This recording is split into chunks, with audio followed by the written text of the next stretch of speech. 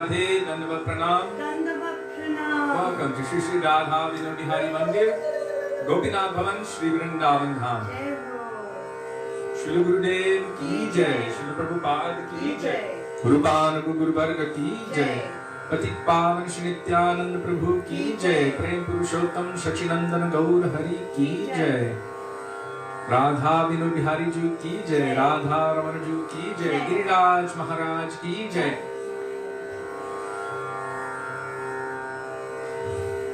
हरिनाम संकीर्तन की जय, हरे कृष्ण महामंत्र की जय, गौर भक्त वृंद की जय, श्री गौर प्रेमानंदे हरि हरि बोल. So we will begin with Mangalacharan, page 1 of this book, Shri Gauriya Giti Gucha.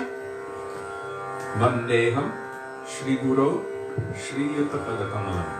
Radhe Radhe Dandavapranam. Radhe.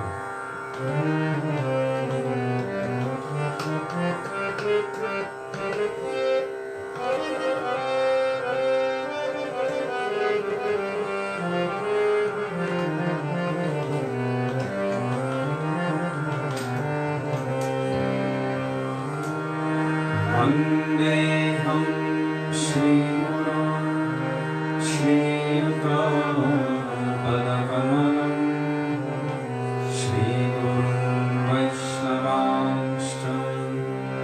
Shri Rupam Sagrajatam Sahagano Raghunathan Vikantam Sajivam Sadvetam Savadhutam Parijana Sahitam Krishna Chaitanya Devam Shri Radha Krishna Padam Sahavano Lalita Shri Vishakam Vikamshta Om Jnanatimirandhasya Jnananjana Shalakaya Chakshurunmilitam Yena Tasmai Shri Gurave Namaha Namaha Vishnupadaya Radhikaya Priyatmane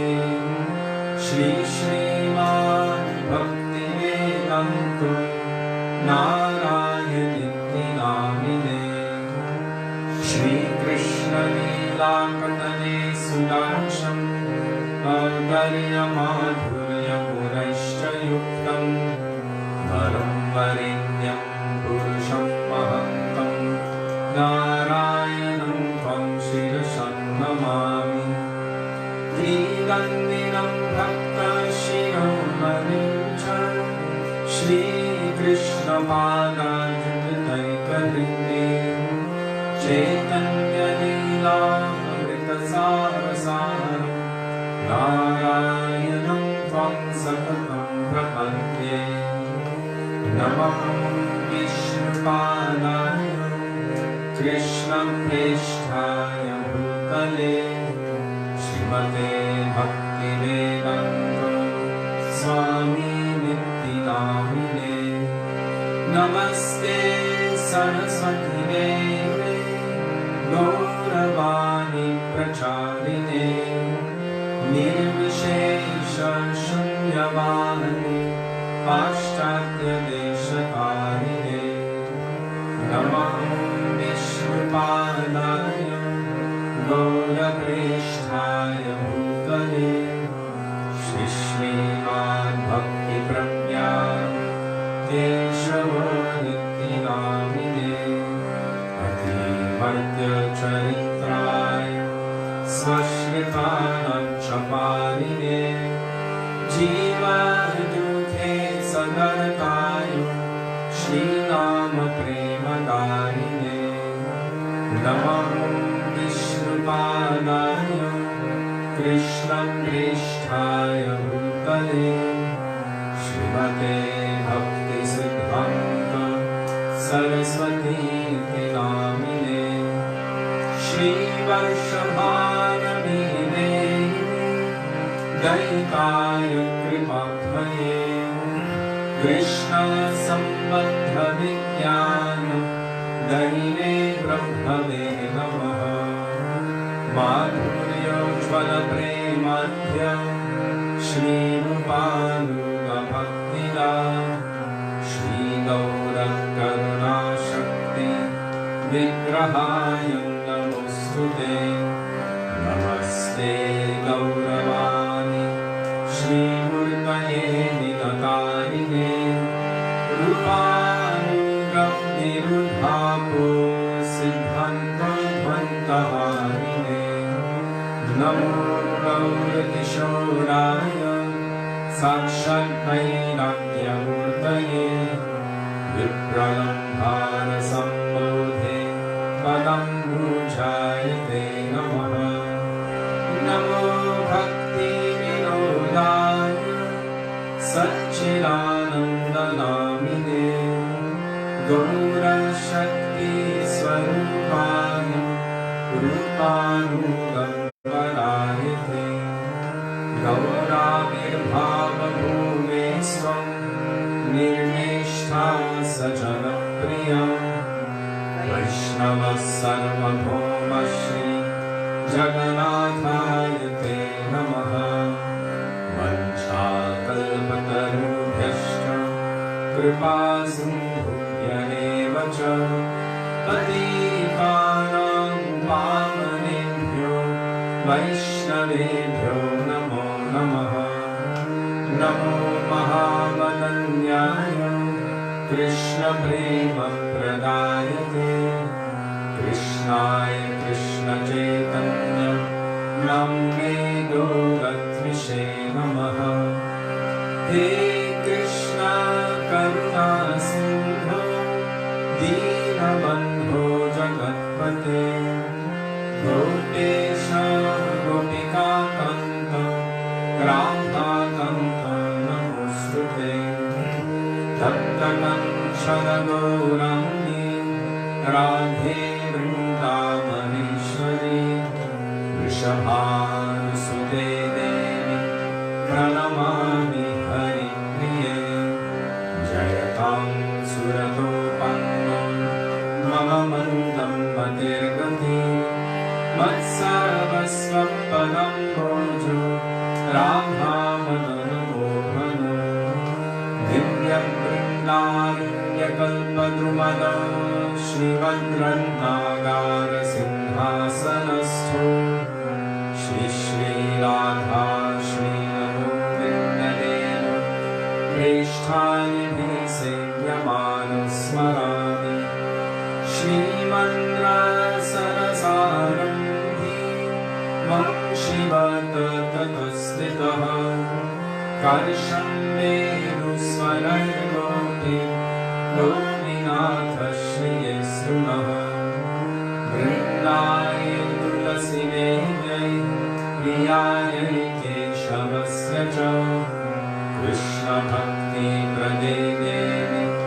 सत्यवत्यै नमो नमः पञ्चतत्त्वात्मकं कृष्णं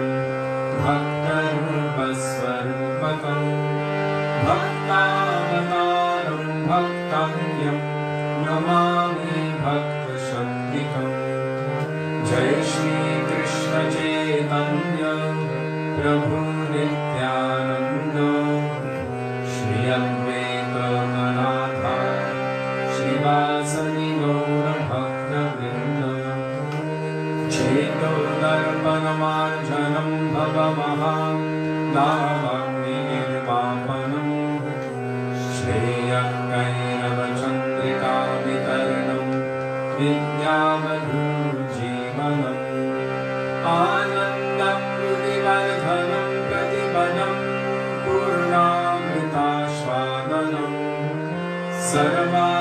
सर्वात्मस्नपनं परं विजयते श्रीकृष्ण संकीर्तनम् हरेर्नाम हरेर्नामेव केवलं गुरुर्नस्त्येव नस्त्येव नस्त्येव गतिरन्यथा हरे Krishna Krishna Krishna Hare Hare Hare Ram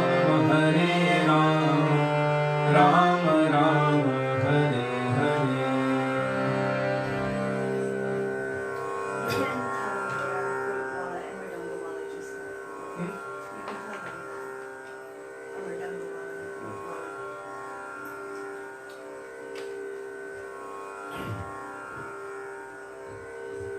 So before we begin bhajans, three more people that we know, who we've seen fairly often. One family member and the fruit wala, the fruit seller in Loy Bazaar, right across from the Western shop, and the best mridanga maker that everyone knows, Ananda, who was situated next to Lala Baba Mandir. They all passed away from yesterday and today. So that's 5 in the last. That's 5 in the last. 5 so far that we personally know in the last 4 days. So please say prayers for them. A few of them, 1, 2, 3, have departed within Vrindavan, which is extremely fortunate. But anyhow, still, we can say prayers for them. The other was in Jaipur. One was in Jaipur. Near Govindaji. And of course, Krishnadas Prabhu is Krishnadas Prabhu. So all auspicious, but still. So all were auspicious, but still we should pray for their benefit. So before beginning, I just wanted to mention that. And it's quite a sobering time for us. So we will try to stay as upbeat as possible. Why is that ringing so loud? That's your notifications. Okay. That's not good. Is that affecting the devotion? Can you hear that? Are you hearing the beeping? It's Of course they're here. It's Vaishnavi. It'll stop in a moment, don't worry. Okay. Shri Guru Charana Padma, page 28. Let me just send her a message quickly and tell her that she's...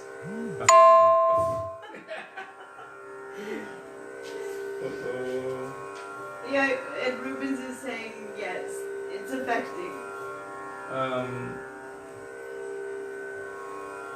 We're just writing her it very loud. We're putting an end to it right now. Tell her I'll write her later. Okay. She'll write later. Okay. Okay, Shri Guru Charana Padma, page 28. Or if you don't have the songbook, just search on the thread for Jiva Pavana Prabhu, and he will be posting as usual as his wonderful seva to all the Vaishnavas, the bhajans and kirtans that we're singing, so we can all join together. Also, every now and then, or sometimes continuously, he's posting nectar, so keep an eye out for that. Okay, so Shri Guru Charana Padma, Kevala Bhakati Sadhana.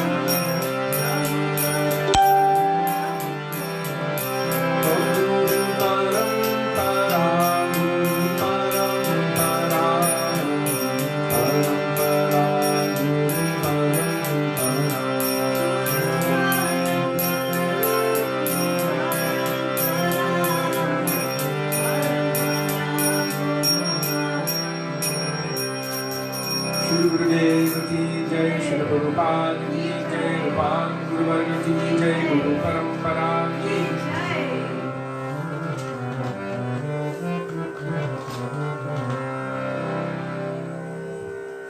Is the fan on?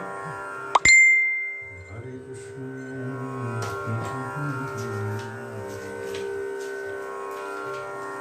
The fan is on with the...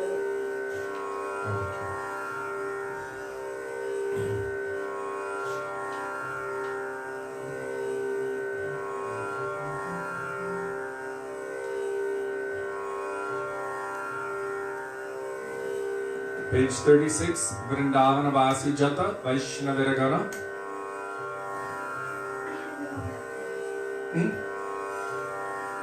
what I was hoping for. And once again, if you don't have the songbook, just follow the post of Jiva Bhavana Prabhu. He will post the bhajan in the comment section of the thread. So then you can follow along. This bhajan is extremely important and beneficial for us. There he is saying that he glorifies all Vaishnavas, whoever were or whoever will be. He understands that everyone is the eternal servant of Krishna. And so he honors that natural serving capacity within every jiva. Also, Jiva Bhavana Prabhu also posted something from Srila Prabhupada, our Srila Prabhupada, about seva, and it's so incredibly beautiful. So if you get a chance, just scroll up a little bit and read that as well, so that the mood of prayer for seva is there. It's the one where he says, personally, I have no hope for any direction. Oh. That one. See, I'm missing that. I'm not.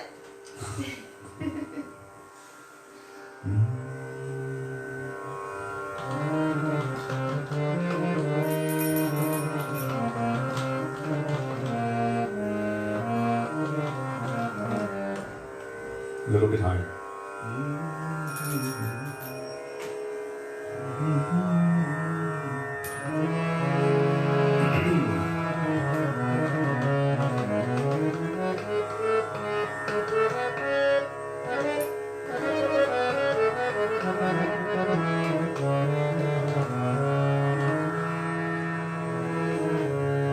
Vrindavan vasi jato Vaisnava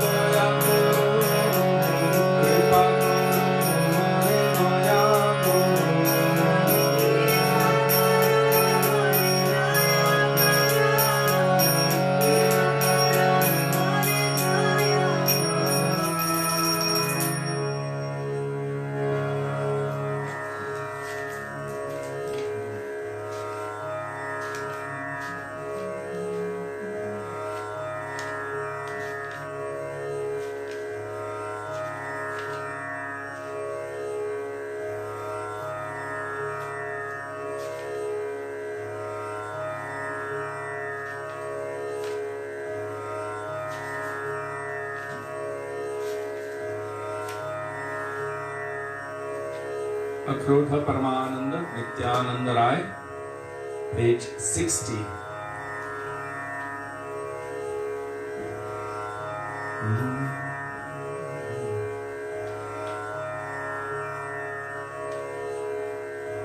think they did something up there?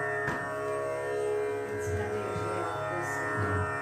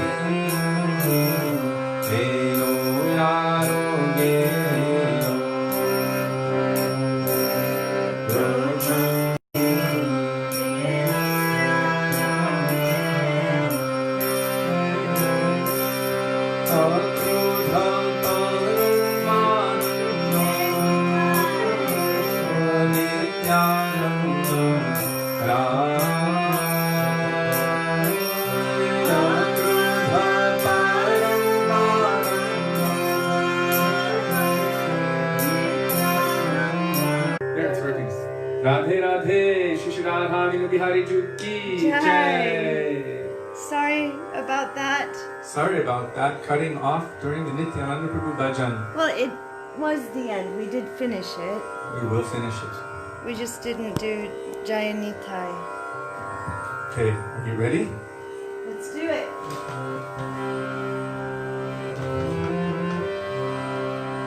Jayo Nityananda Rama, Jayo Nityananda Rama, Nityananda Rama, Jaya Nityananda Rama.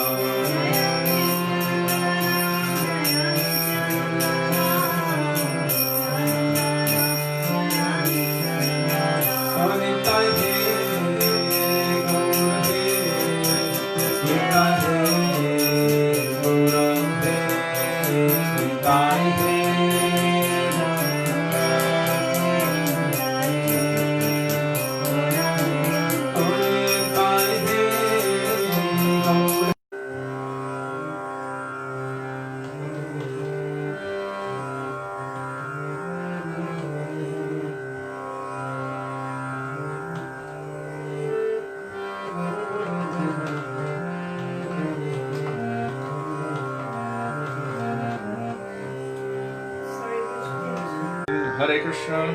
Okay. This was a better connection. This should last. It'll last. I don't know. We don't know anything. I'm sure it will last. Nothing in this material world lasts, especially internet and Vrindavan. I think this connection will, for the time being. Because it is named Kishori, and this Vrindavan is the property of Kishoriji, Shri Vrishabhananandini Vrindavaneshwari.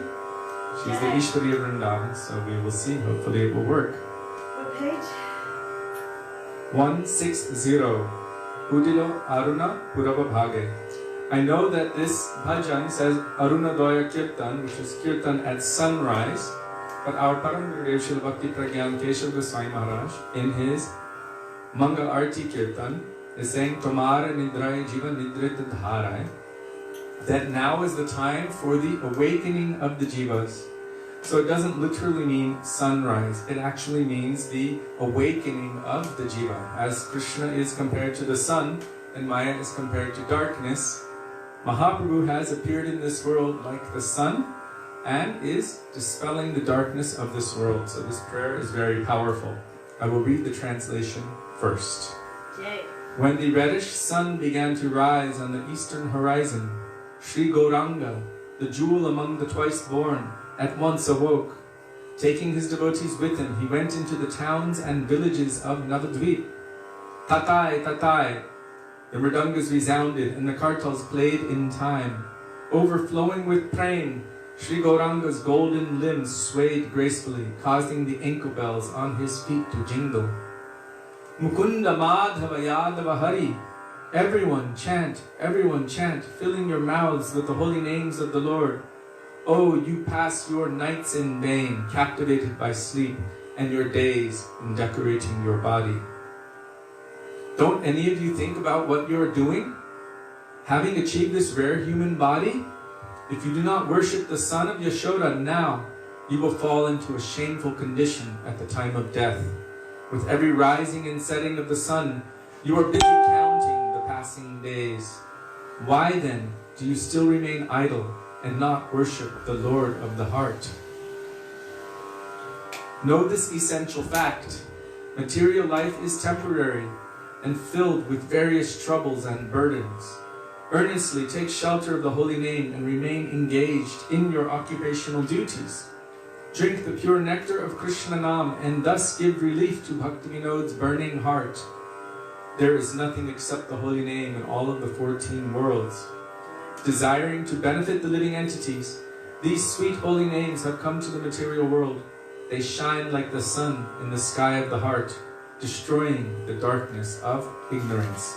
So this bhajan actually encapsulates the entire essence of all of the teachings of Krishna consciousness, from beginning to end, especially with the beautiful addition of Sri Gauranga Mahaprabhu. Very, very powerful and essential. Know this essential fact.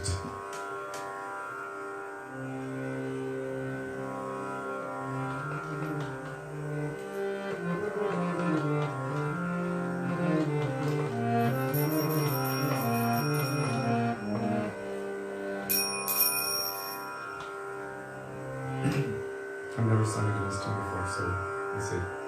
Do you know any of the tunes? Only more complicated, which is even complex for me. This is okay. Udilaya runa puramabhane vijamuni gora amani jage udilaya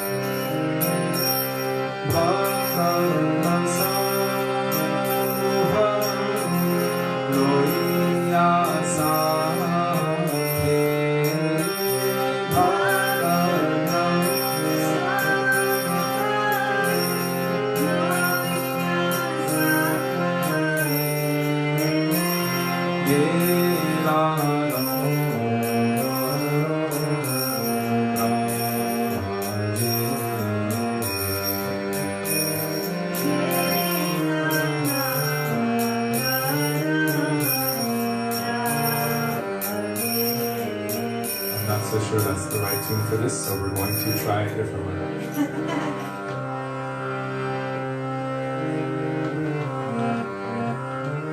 you do Bhagavatamrita?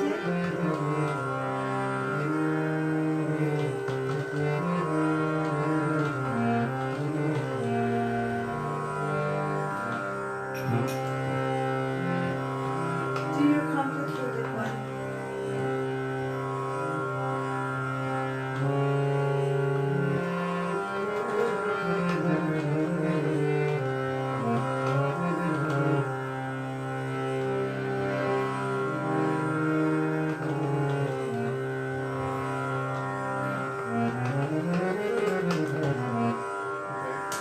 I'm sorry about that, everybody. It didn't quite fit, so I'm just going to forgive me.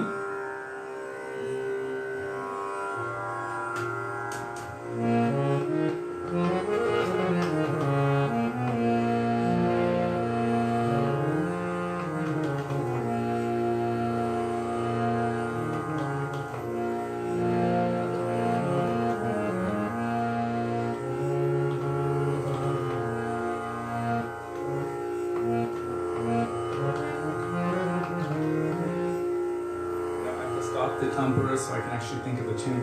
1 second.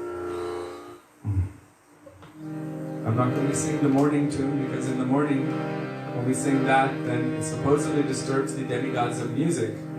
There was a history that Srila Gurudev told how Narada Muni in a previous life was such a bad singer, was in the heavenly planets. That's how he became the son of a maidservant.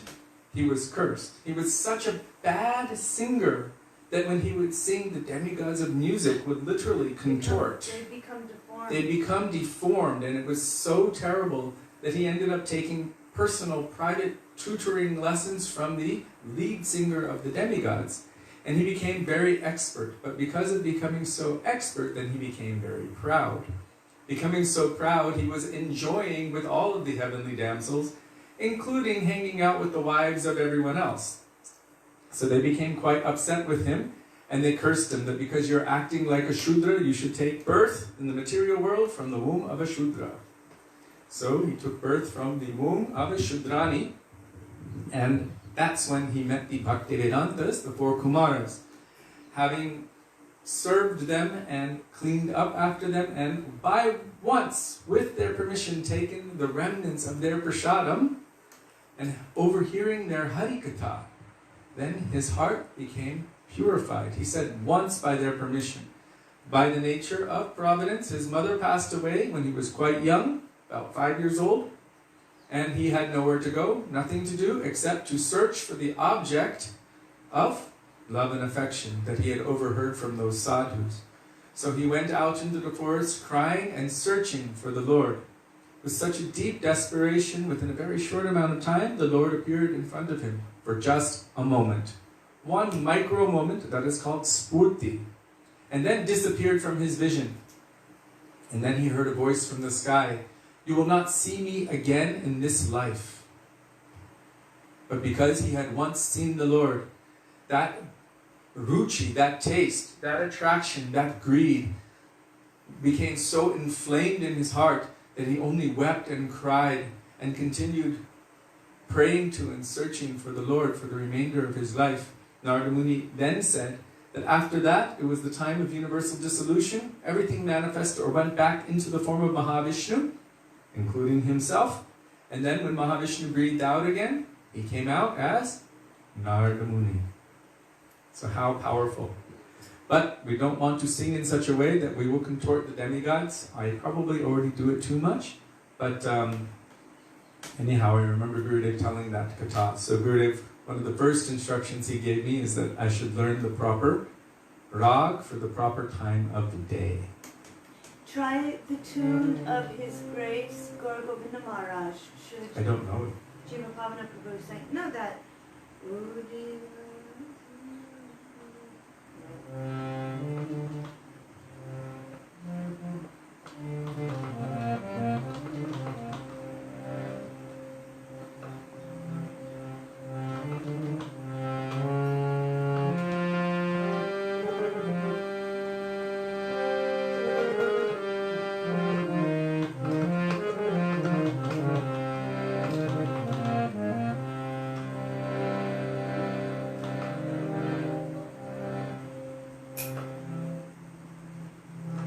I can only think of the morning tune because I said that. Why don't we just do something else for today? Yes. We'll sing it tomorrow. We'll have it together tomorrow. Which one?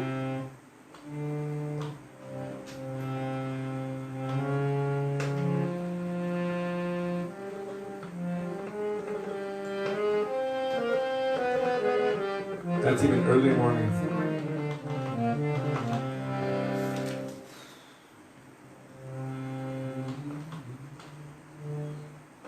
So we will sing another one because I can't actually remember it right now. Please forgive me for this.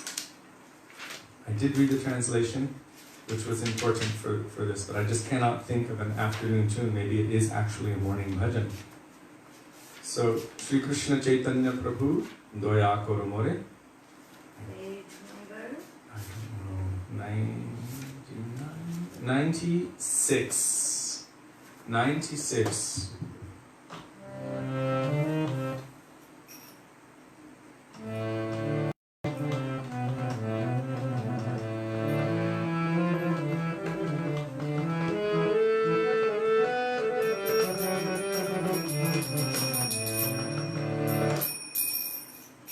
Jai Shri Krishna Chaitanya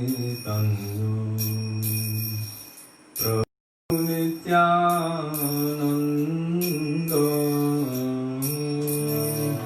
Shri Krishna Chaitanya Prabhu Nityananda Shri Advaita Gadadhar Srivas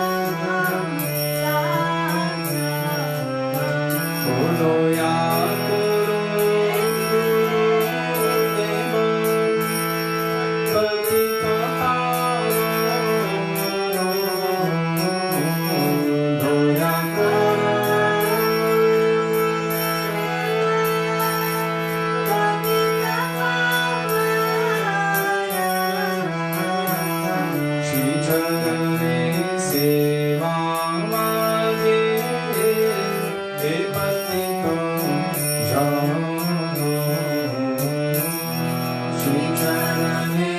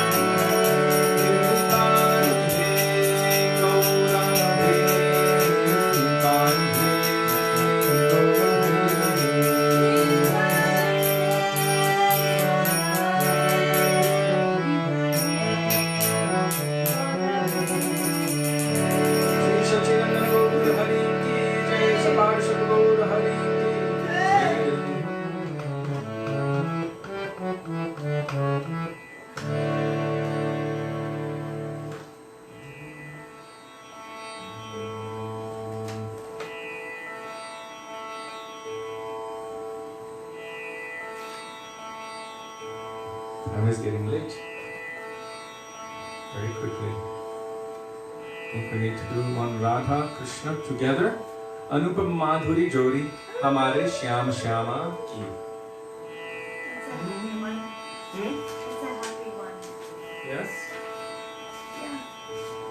Page 364. And it starts with Anupama Madhuri Jodi. What? Anupama Madhuri Jodi. Are you telling them to fix the internet? Not yet. Oh. Is it working on there? No. Oh. Maybe I should tell them. Just right, fix it. Brad, Dan. Please fix. Thank you. Okay.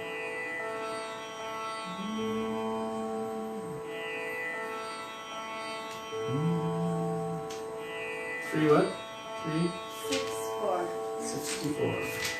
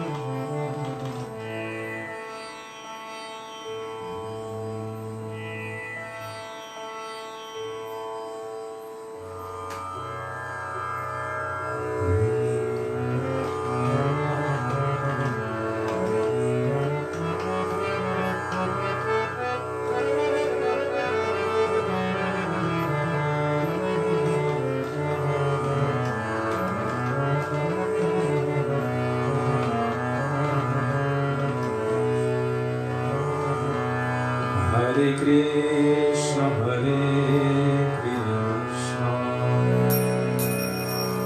Krishna Krishna, Hare Hare, Hare Krishna,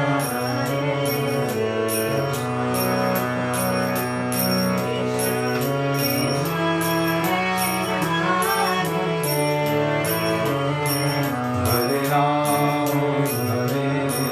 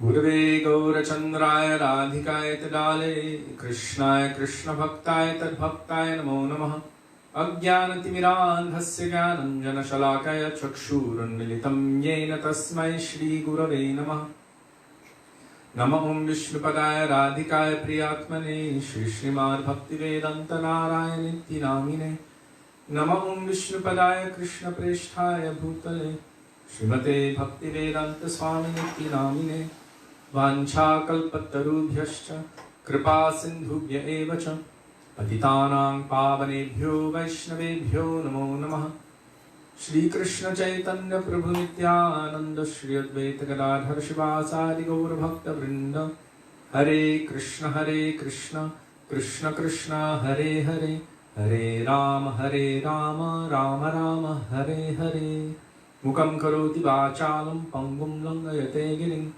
Yatkripatamaham Vande Shri Gurum Dinatarinam. First of all, I offer my Dandavat Pranam thousands of times in the dust of the lotus feet of our beloved Gurudev, Nitya Lila Pravishta Vishnupad, Astottara Shri Srimad Shri Bhaktivedanta, Narayan Goswami Maharaja. In the same thousands of Dandavat Pranam in the dust of the lotus feet of Nitya Lila Pravishta Vishnupad, astottara shata Srimad, Srila Bhaktivedanta Swami, Srila Prabhupada, and to all of our Rupanuga, Gaudiya, Guru Varga, and to all Vaishnavas past, present and future, including all of you who are present with us today, I offer my Dandava Pranam. Dandava Pranam, dear Vaishnavas, Radhe Radhe. Radhe Radhe. So as I mentioned at the beginning, when we first started doing bhajans, just before we began with the Guru Bhajan, today, actually yesterday, last night, just as I was falling asleep, got a message that a member of the family had disappeared from this world. And then today I received 2 more messages. One, that the fruit seller in Loy Bazaar, just across from the Western store, we would always say Radhe Radhe every day. Sometimes I buy fruit from him. So he just passed away today. Someone said COVID. And then Ananda of the Ananda Mridanga shop, the most famous one. Everyone would go to him to get their mridangas made in Vrindavan, just next to Lala Baba Mandir. He also passed away sometime between yesterday and today. And of course we know that Tarun Krishna passed away the night before that, and Krishna Das Prabhu passed away the night before that. So that's 5 people very, very close by, people that we know personally who have passed away. So regardless of whether it is one disease or another, there's a guarantee. Janma, Mrityu, Jara, Vyadhi, Dukadoshanudarshanam. There's a guarantee. And that guarantee is, regardless of whatever the cause, it will come. Right now, it's in fast forward. You know when you're fast forwarding your videos and you're seeing everything in high speed? So it's happening like that. 5 so far in 4 days, within a pretty small, tight inner circle, is quite a lot. And this is just another stark reminder of the reality of this material world. That it's coming for every one of us. It's a matter of when. It's not even so important how, because it's just going to happen, one way or another. I'm reminded of something in the Old Testament. There was something called Passover. These days, people kind of make a festival out of it, but Passover was basically like the Mahabharata war, in one sense, that all of those who were sinful would be eliminated. So those who marked themselves as devotees of God, they did not receive death, but those who did not, as death was passing over, it was picking out everyone. And that also happened when Putana came. Putana was also killing so many young children, hoping to kill Krishna and the Shaktis of Krishna and the devotees, but according to our Guru Varga and our Shastras, she was collecting the children of demons who would also become demons. Even though she had gone to the Himalayas in one kalpa and collected baby Shakti, Srimati Radhika, baby Shakti Chandravali, baby Shakti Lalita, and so many other gopis, it is said that as she was flying over, because she could fly, she dropped some of these babies, and they ended up in different lakes and were found in lotus flowers. As Srimati Radhika was found in Vrishabhanukund or in Jamuna at Raval. So also Lalita Saki was found like that. Vishaka Saki, Chandravali, on all of these different gopis were found in different places because no demon can kill the Shakti of the Lord. So it happens to be right now that it is a very interesting time. I'm thinking, my God, it's too much, too fast, it's everywhere, it's all around me. Oh my God, just 2 doors down that way, someone left. Just 5 doors that way, someone left. Just down the road that way, someone left. All within 24 hours. So we can speculate about how or why, but really it's just a matter of when. And that's why I read that today, Udilo Arunapura Babhage, that prayer is extremely powerful, saying that why are we wasting our time? We should know the essential fact about this world.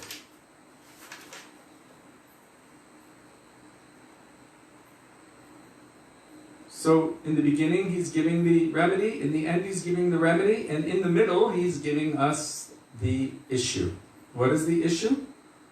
You pass your nights in vain, captivated by sleep, and your days in decorating your body. This is for all of us, as a reminder. Look what's happening around us.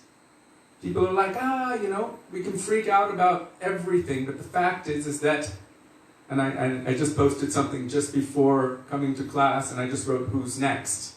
Because that's the reality. Who's next? It can be any way, anyhow, anytime, any place. What have I done to awaken my devotion to Krishna? That is the real question. What have I given for that purpose? And also to help the others, to help the other jivas who are also going through samsara, suffering in this material existence. What am I doing to help them to awaken their love for Krishna? Don't any of you think about what you're doing. Having achieved this rare human body, if you don't worship the son of Yashoda now, you will fall into a shameful condition at the time of death. All of this was already mapped out, not just from Bhaktivedanta Thakur, but thousands and millions of years ago. It's the message of the Vedas, it's the message of Bhagavad Gita, it's the message of Srimad Bhagavatam, it's the message of Chaitanya Mahaprabhu. Sanatan Goswami is asking Mahaprabhu, who am I? Why am I here? Why am I suffering the threefold miseries?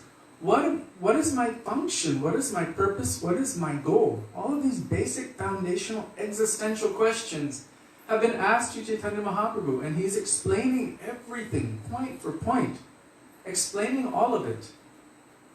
Bhaktivedanta Thakur is encapsulating it into a beautiful bhajan form so that we can again and again repeat and remind ourselves of this fact.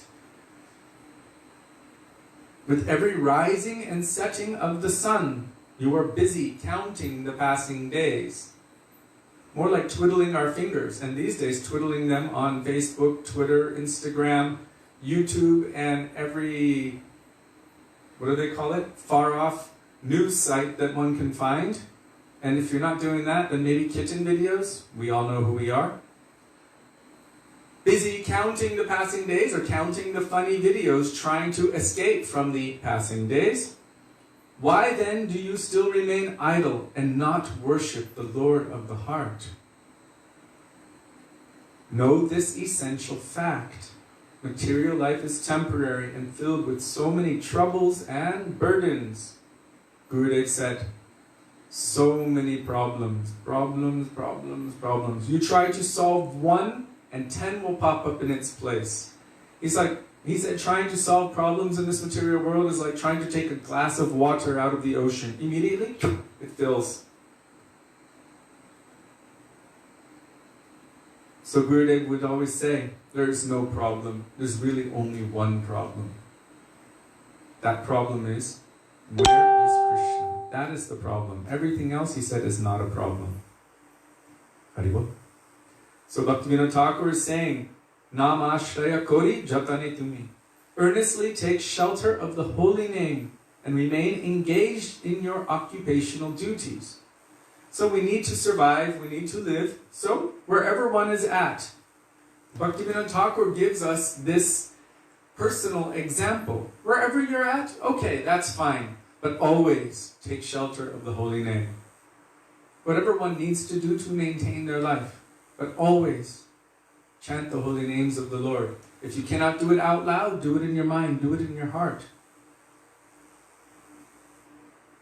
Now he says, whether you're in the forest, whether you're at home, whether you're a sannyasi, in whatever situation, bol hari bol, mana bol hari bol. Drink the pure nectar of Krishna Nam and thus give relief to Bhakti Vinod's burning heart. This is quite interesting. So now he's saying, that if we take the nectar of Krishna Nam, that his heart will feel relief. Why? Because the Vaishnava's heart is paradukha dukhi. Means their heart, they feel sadness upon seeing the burning suffering of the jivas of this world. Like our Srila Gurudev said, please be merciful to me and make me happy. Chant your Harinam. So he's begging us to make him happy by becoming happy ourselves, by taking shelter of Harinam Prabhu. Because it is said that the hearts of the Vaishnavas bleed upon seeing the suffering of the jivas of this world. And because of this, Jiva Duke Sadataya, Srinama Premadayane, they want to give the best thing they can, and that is the holy names of Krishna. They cannot help themselves.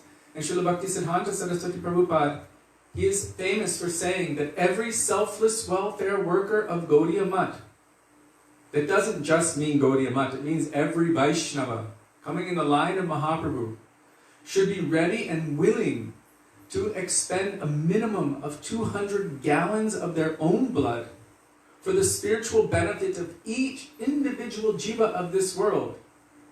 How much endeavor it takes to rescue even one. Therefore he said to rescue even one jiva from the entrapment of Maya is infinitely more benevolent than building unlimited free hospitals. Because those will only keep one bound in samsara.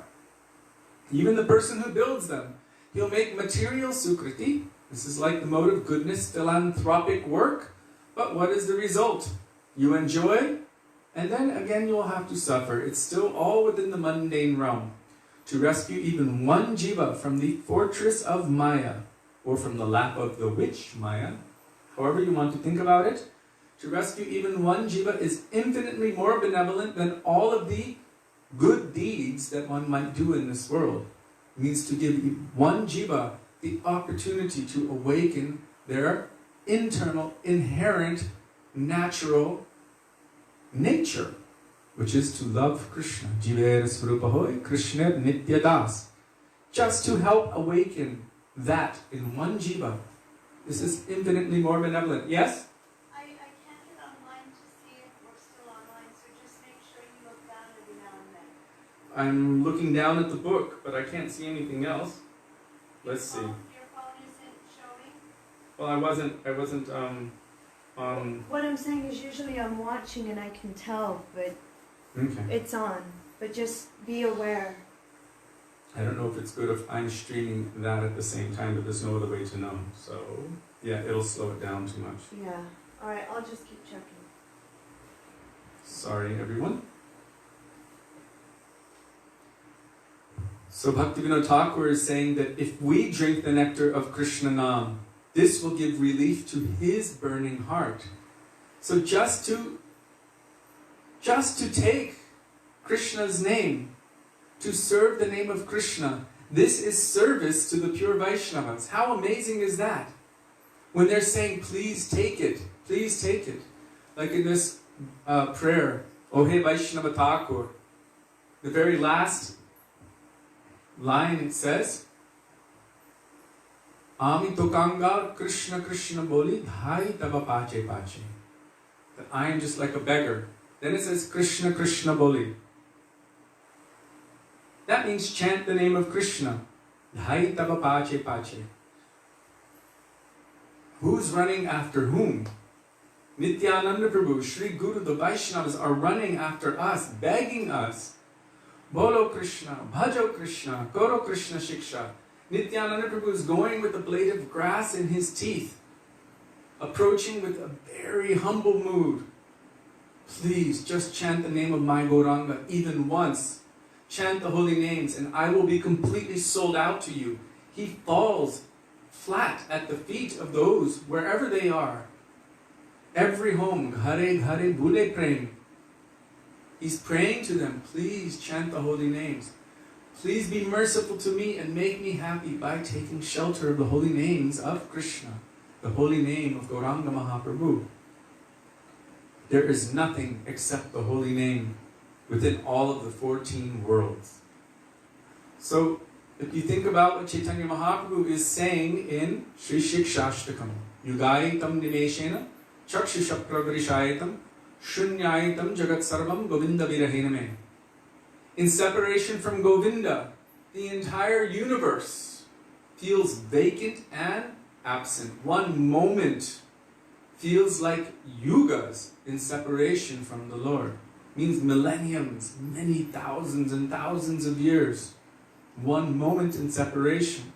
And yet he has said in the second verse that you have invested all of your transcendental potencies in these holy names. The holy names are even more merciful than Krishna himself. He's invested all of his Shakti there. So if in separation from him, or his holy names, the entire world is vacant and absent, then the flip side would be, there is nothing except the holy name within all of the 14 worlds.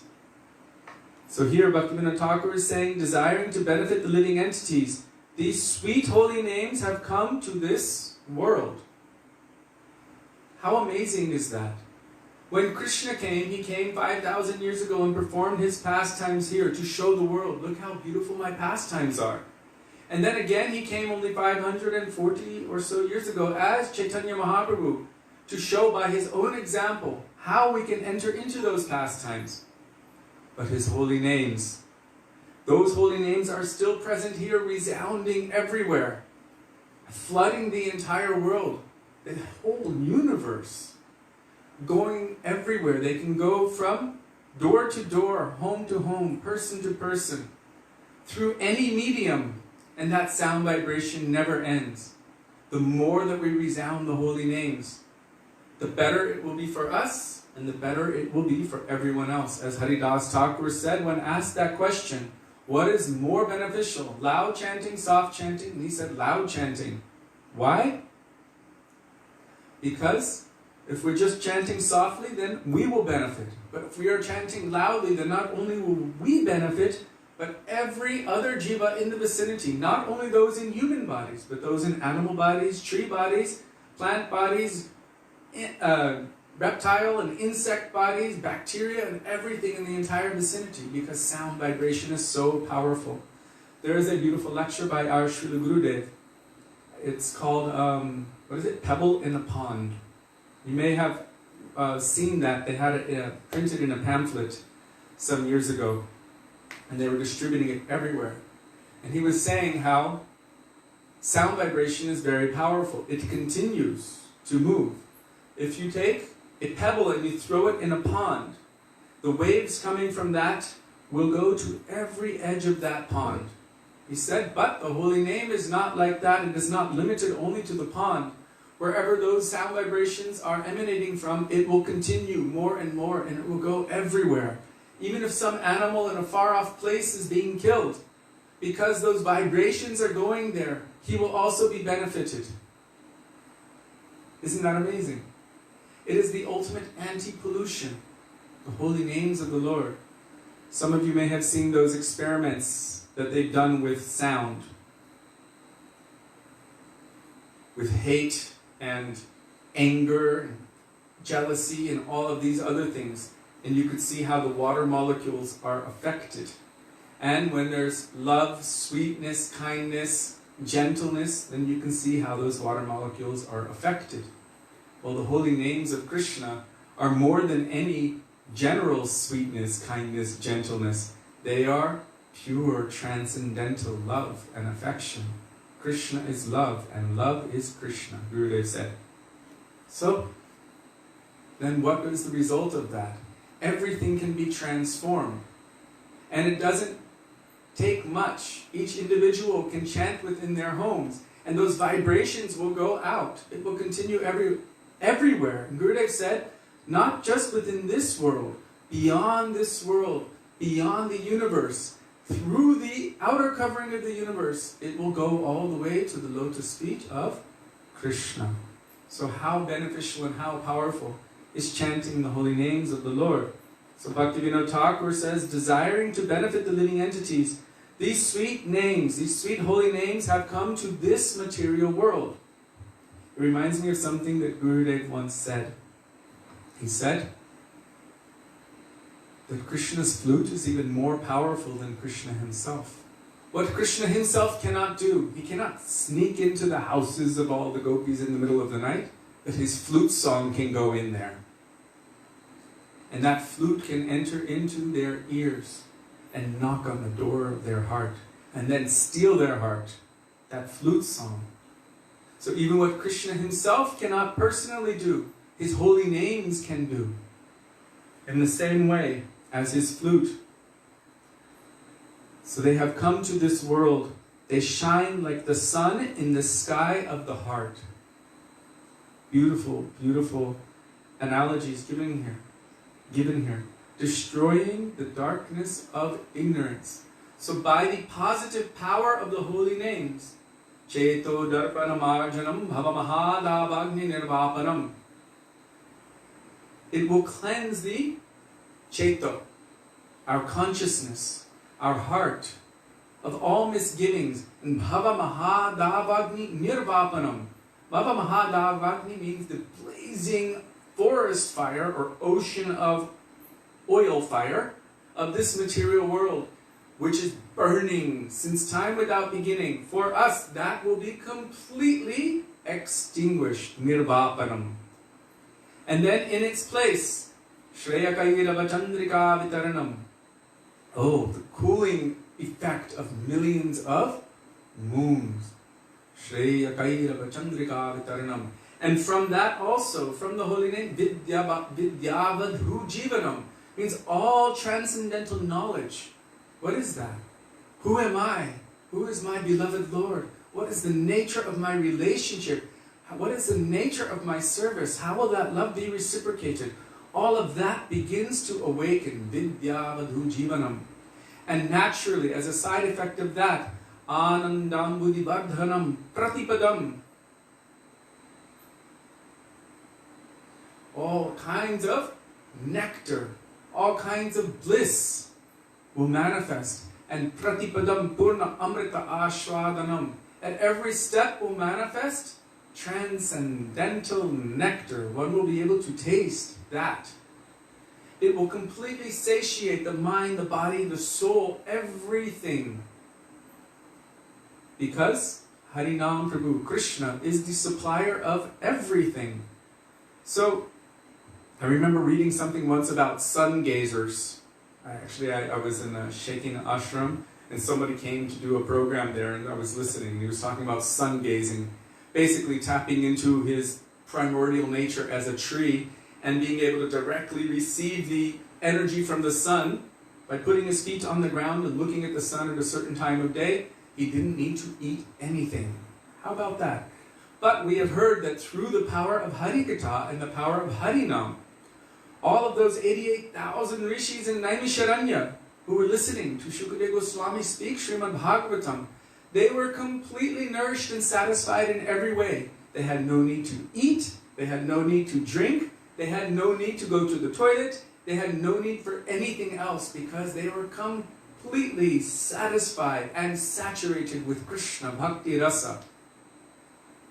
Everything was taken care of. No, nothing to do. This is the real meaning of nothing to do. Baba, nothing to do.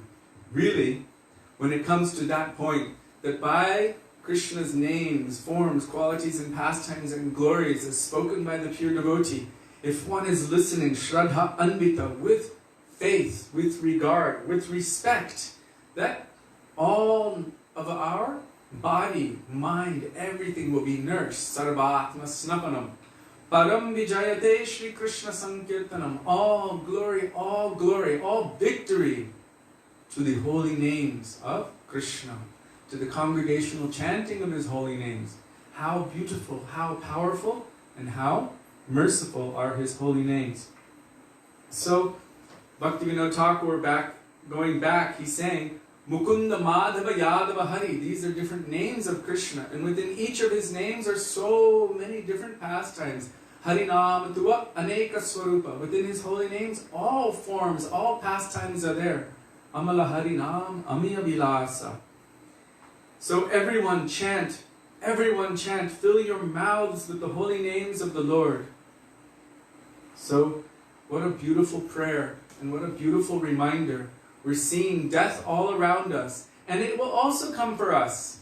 It will also come for us. But when that time comes, we should have the confidence that I have dedicated my life to Krishna.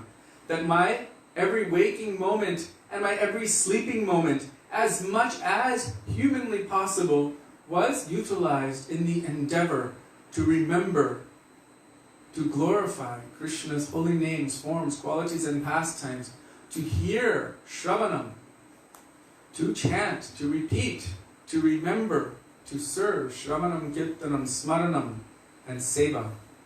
If we can do that, then when that time comes, then like our Srila Gurudev would say, oh, you should let it go like a cloth, old cloth, don't be attached.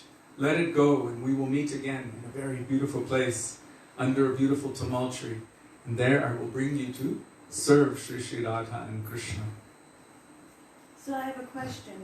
You're talking about this mood of sarvatma snapanam, where mind, body, words, everything is completely saturated and satiated with the holy name of Krishna, and there's nothing to do. So when does that mood of surrender really begin?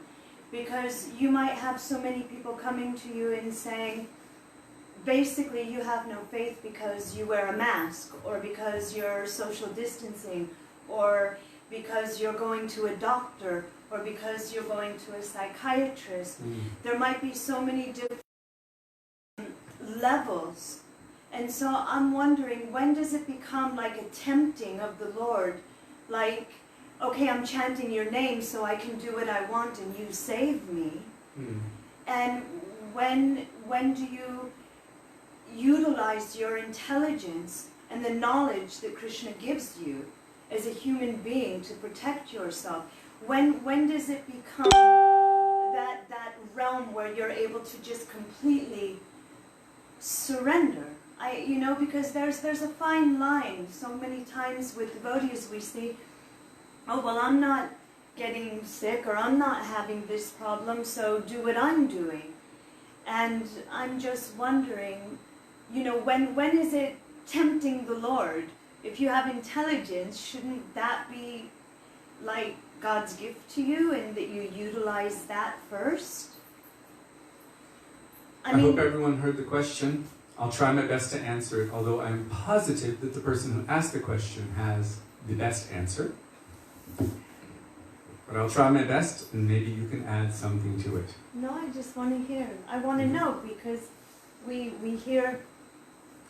It is imperative for a practicing sadhaka, a practicing devotee or an aspiring devotee, that one remains under guidance of someone who is actually connected, who is bound permanently to the lotus feet of Krishna. Otherwise, we will have the tendency to jump to conclusions. But we even saw Gurudev wearing masks, yes. Going to doctors. Yes. Not that he needed to, but he was showing by example, right? Right. So it is imperative that we are under guidance, so that we do not, what's the word they use, the phrase they use in English? Jump the gun. So that we don't jump ahead of our adhikar, our qualification, pretending that we are something or somewhere that we are not. If we do that, then our pretense can also get us into trouble. The truths of Harinam Prabhu, Shuddhanam, are there. The question is, am I chanting the pure holy names? It's very easy to judge others, but then we can look at ourselves.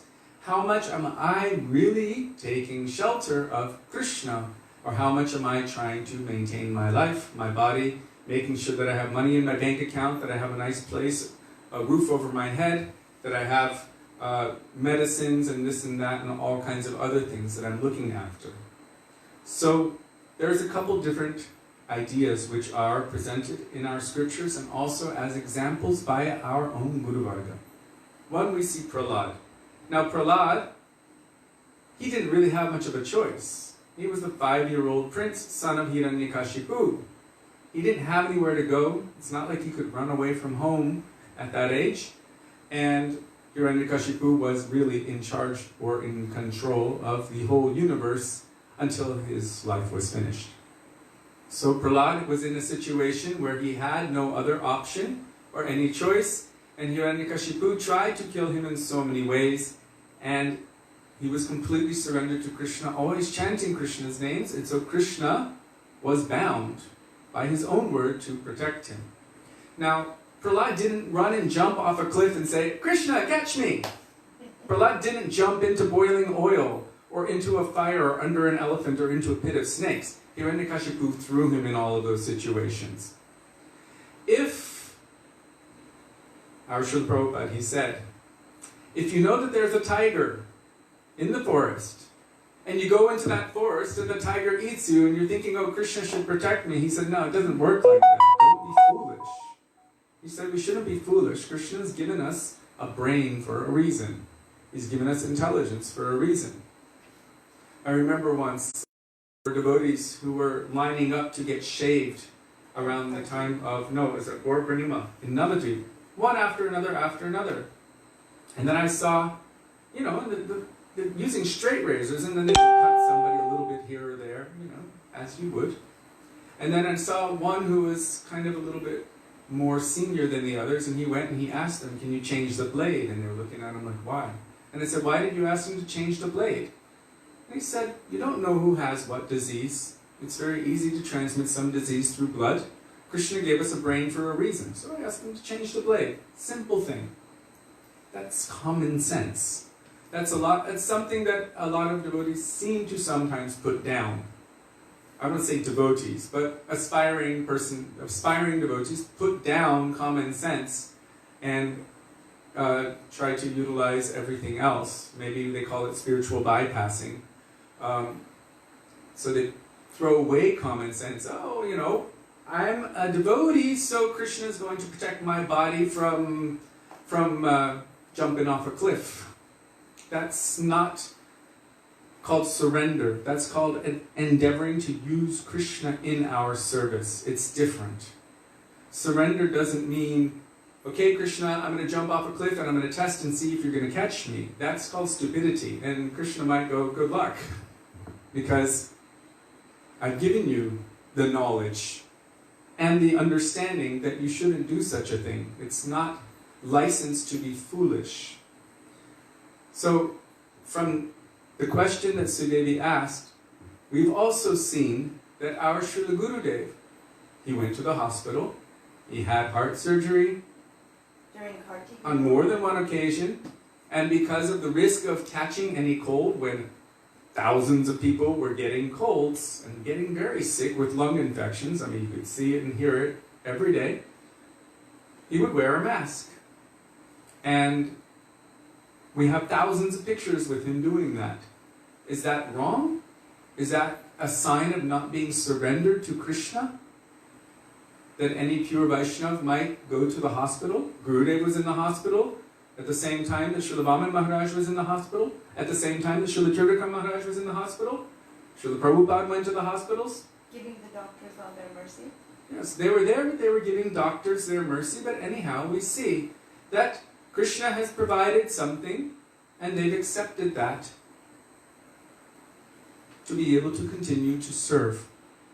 And so, there's two different aspects, two different sides of this. We also see that when Rupa Goswami and Sanatan Goswami left the Nawab Hussain Shah's service, that Rupa Goswami kept 25% of the money for emergency purposes. And what was that utilized for?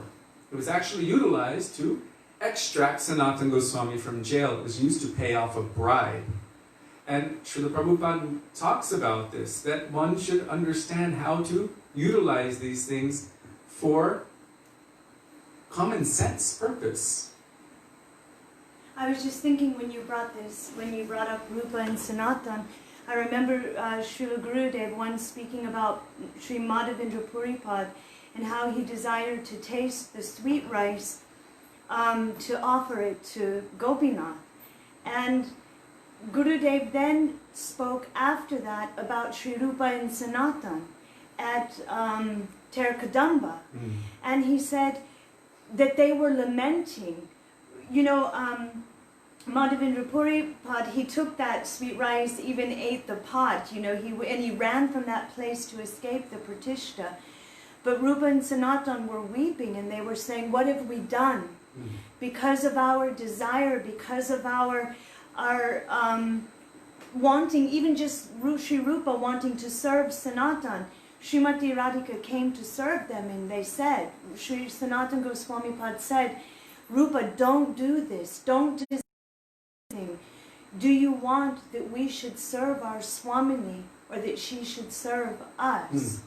So when you brought that up, it also reminded me of that our duty is to serve, to not tempt the Lord, basically, to serve us.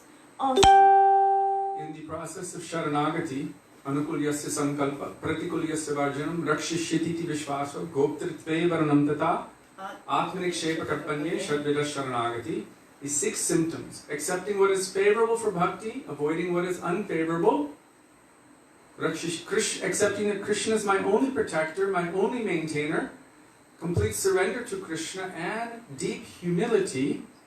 Actually, it is said that Sharanagati is simply the doorway to bhakti. Why? Because the bhakta does not want anything from Krishna. They only want to love and serve Krishna. This is the real nature of the devotee. I don't want anything from this man. So to have this understanding that he's my maintainer, yes, that's fine. But one should not have this mood that I'm going to go out of my way to make you serve me. That's something different. We should understand that Krishna is maintaining every living entity in all of creation. But not to do something intentionally, like jumping in the middle of the highway and then saying, Krishna, save me from the moving cars. That's something different. That's actually trying intentionally to engage the Lord in my service. So that's not really a mood of surrender. That's actually something else. That's trying to extract surrender from Krishna. So Bhaktisiddhanta Saraswati Prabhupada said we should understand that the Supreme Lord, or Krishna, is not a laborer in our garden, meaning our servant that we can snap our fingers and say, come and serve me at any moment. Rather, we should understand that we are eternal servants of Krishna. And so when Krishna chooses to show his mercy, that's up to him. But in the meantime, we should make ourselves in such a way that we are preparing that platform where Krishna will want to come and play, where he will want to come and dance, where he will want to manifest his mercy. But we are not the masters to demand or control, at this point, to demand or control what Krishna does. He can only be controlled by love and devotion. So that's the real test. How much love do I have for Krishna? Srila Bhaktivedanta Maharaja, he asked a question. He said, Srila Tirukam Maharaj, he said, if Mother Yashoda is calling Krishna, come for lunch, and you're on the other side calling Krishna, come for lunch, which way will he go? Who will he run to? Who will he run to? So this is the test. Is my love for Krishna great enough that he will run to come to me? Today, actually, I was thinking about something. We have a phalwala, a fruit seller. He disappeared from this world today in Vrindavan. He departed from this world. Very nice, sweet, elderly man. He was always sitting in that fruit stall, day in and day out, never demanding anything. He wasn't harassing us to purchase fruit from him, but he would always say, Radhe, Radhe. And we'd say, Radhe, Radhe. And sometimes I would go and purchase fruit from him. But I was actually thinking, the fruit seller departed from Vrindavan today, and I was calling him Phal Bikrena. But also there's the history of Phal Bikreni, the fruit seller pastime. Her love, her eagerness, her greed to see Krishna had to come to such a deep extent that Krishna left the lap of his mother and ran to go see her by her kirtan. She was first calling out, Fallo, Fallo, take bananas, take apples, take this, take mangoes, take this. And then she was so absorbed in thinking about Krishna, she began singing Govindalo, Madhavalo, Damadalo, Govinda Damodara Madhaveti. A deep mood in her heart that Krishna, little Krishna, who was sitting on the lap of his mother, jumped off of her lap, ran into the storeroom, grabbed some grain in his little fingers because he had seen how his parents had bartered for fruit. And he ran and he held out his fingers and said, "Give me fruit." And by the time he had arrived, all of those grains pretty much had passed through his fingers, and he only had 2 or 3 sticking to his hand left. And she looked at him and she was completely mesmerized. The personality for whom she was desperately seeking finally gave her darshan. And he said, "Give me fruit." And she just said, "That's not enough. That's not enough." And he's like, "But I want fruit, I want fruit." She said, "Okay, on one condition. If you sit in my lap and call me mother." So she had this natural vatsalya prem toward him. So Krishna was looking left and right. She's a fruit seller. I'm the son of the king. I'm a prince. And she's a fruit seller. But I really want the fruit that she wants to give. Because it was a manifestation of her love and affection. Today, Vrindavan Vilasini Didi posted something beautiful that Srila Gurudev was speaking about. That our hearts, they need to become pure and soft. So we take shelter of any flower. And we pray that my heart is like this. I should offer this to Krishna. But we give it to Gurudev. Oh Gurudev, I'm offering this to you. That you should make it like my heart, like this flower. Soft, sweet, fragrant, pure and beautiful. And offer it to the lotus feet of your beloveds, Radha and Krishna. So that fruit, what she had, also everything that she had within her possession, was infused with that mood of love and affection for Krishna. So Krishna was looking left and right. Can I do this? And he made sure that no one could see him. And immediately he jumped in her lap, put his arms around her neck really quickly and said, "Maya," means mother. Then he jumped up really quick and he said, "Now give me fruit." And so whatever she could put, she piled up in his hands like this until it was full as he could hold. He could only hold a few pieces because he was so little in his hand. 2 mangoes and 1 banana, Gurudev said. How, what? A couple mangoes and a banana, Gurudev said. A couple of mangoes and a banana, Srila Gurudev said. So he could not hold so much.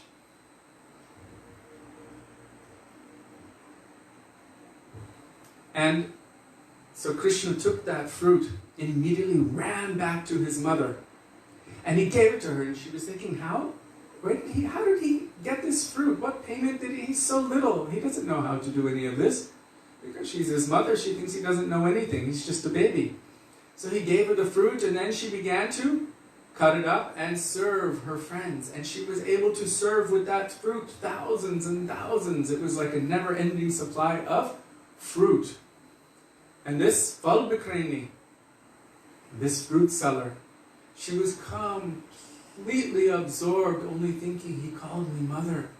And just remembering his beautiful names, his beautiful form, his face, his features, his sweet pastimes that she had overheard from the gopis, from the elderly gopis. That's why she developed such a greed to see Krishna. After quite a long time, she was still sitting there. It was becoming evening time. And they came to her and they said, "What are you doing here? You should go back home. It's getting late." And she was like, oh, she was completely stunned. So she got up, took her basket, put it on her head, and she went toward Jamuna. And she was just walking, thinking about Krishna. How sweet, how beautiful, how wonderful. He called me mother.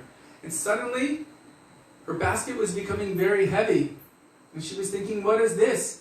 And she looked inside, and it was full of the most valuable, priceless treasures, gemstones, jewels, and everything. Enough to own kingdoms. So beautiful and rare. And she looked at it, and she was like, what is this? I don't want any of this. This is nothing. It was stool. This is the proof of real taste, real ruchi, real experience, that the most valuable treasures of this world are insignificant and like stool. What is this? I don't want this. And she was only thinking about Krishna. She took it and threw it in Jamuna. And Gurudev said, no one had seen her after that. No one knows what became of her. But according to Shastra, when one attains prem, transcendental love and affection for the Lord, they can no longer maintain this material body. In that little Krishna pamphlet, Yes? the Damodar, Gurudev does say that he gave her a place in Goloka Vrindavan is like a mother. So everyone heard that. So today when this fruit seller disappeared, I was thinking, yes, the fruit seller disappeared. But I was remembering this sweet pastime, Phal Bikreni, the fruit seller, that she also disappeared. And Krishna gave her an eternal position in Goloka Vrindavan like a mother. How merciful and how sweet is Krishna. So this is actually coming back to the question that Sudevi asked. What is the proof? What is the proof? Can you pull Krishna from the lap of his mother by your love and affection? Until that time, we have been given some common sense, some ability. It's Thakurji's bead. It went underneath the pot over there. Okay. Some capacity, some intelligence to make an informed decision in such a way that we won't disappoint our Gurudev and our Guru Varga. Like I told the other day, attraction for hang gliding. I never went, but I always wanted to go. And even way back when Sudevi and I were first together, before we came to Gurudev, we went on roller coasters in Magic Mountain. And we were thinking about going again, but Gurudev kept telling us about this rare human form of life. Don't waste this valuable opportunity. And at that time, there was a couple of roller coasters around the world that had crashed, and people were dying, and I was thinking, oh, it's not worth it. I have a choice now. Am I going to act in such a way that I could actually endanger this very valuable commodity that I have now? What would my Gurudev think if I just so cheaply gave up this very valuable opportunity? Just to try to be scared. Yeah, just to try to have fun or to be scared or to feel the thrill. So we have been given God-given intelligence for a reason, and so we have somewhere. What is my capacity? We can feel our own pulse. What is my capacity to call Krishna? In the meantime, I should endeavor to call Krishna. I should try to call his name, and I can pray to Krishna. Please, when will that day come? Like Bhaktivedanta Thakur says, Kabe habe bolo sedi na amar. When will that day come into my life? Aparadha guchi. When my aparads will be rendered insignificant. And shuddhanami ruchi. When taste, real taste will come for Krishna Nam. When that real taste comes, you will know because you won't have taste for anything else. This is the proof. If I'm still endeavoring to protect my body, if I'm still endeavoring to protect my bank account, if I'm still endeavoring to protect, to put a roof over my head and to manage all kinds of material affairs, then I can know that I'm not there yet. In the meantime, we've been given some basic intelligence. So from where we are, Bhaktivedanta Thakur says, then progress, progress, progress. And then when the time comes, Sri Guru will give us indication. Now do this, now do that, now do this. In that connection, Jiva Pavana Prabhu is quoting Srila Prabhupada, who says, use common sense, and if you have none, then consult with others. There you go. Use common sense, and if you have none, then consult with others.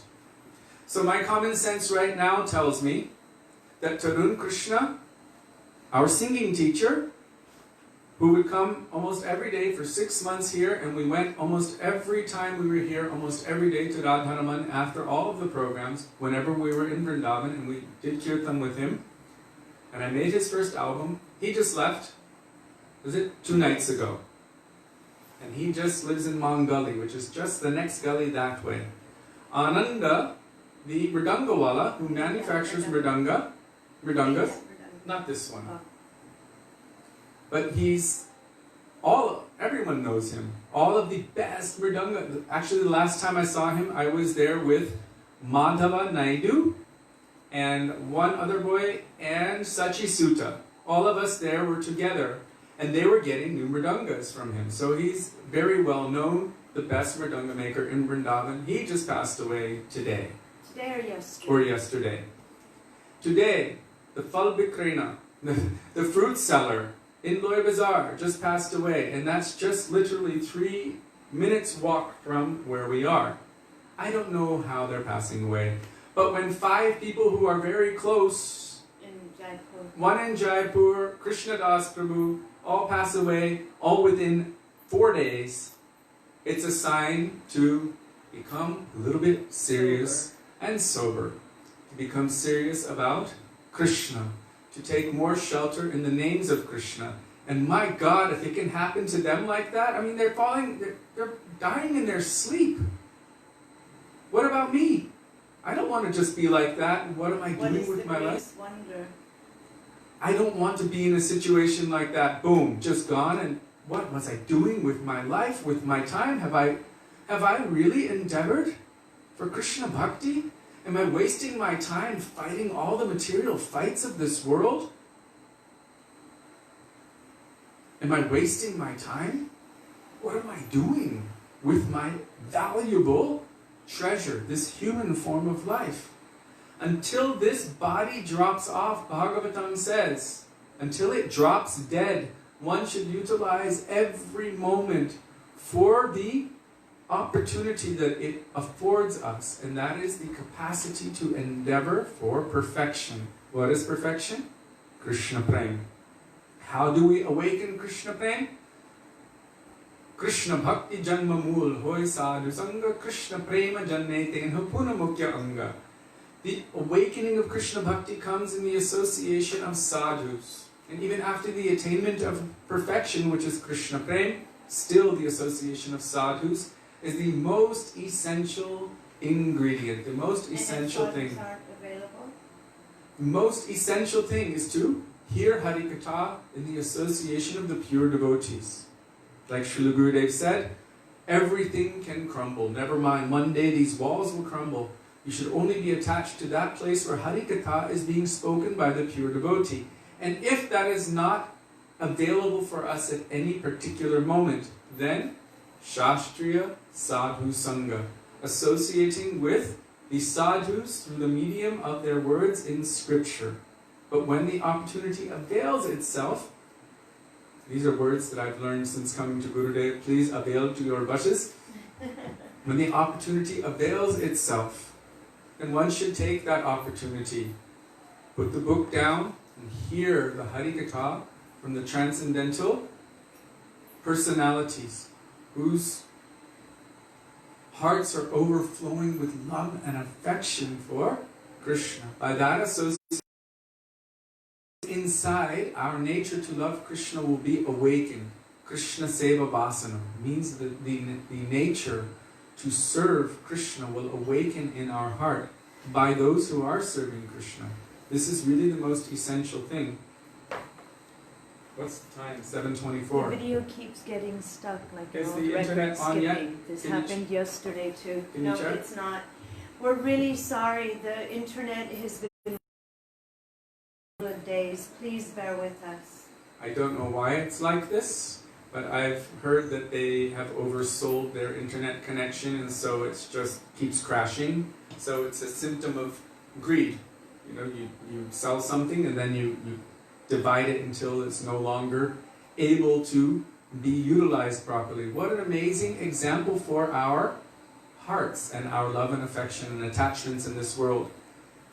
If you divide it and divide it and divide it again and again and again, then what is there for Krishna?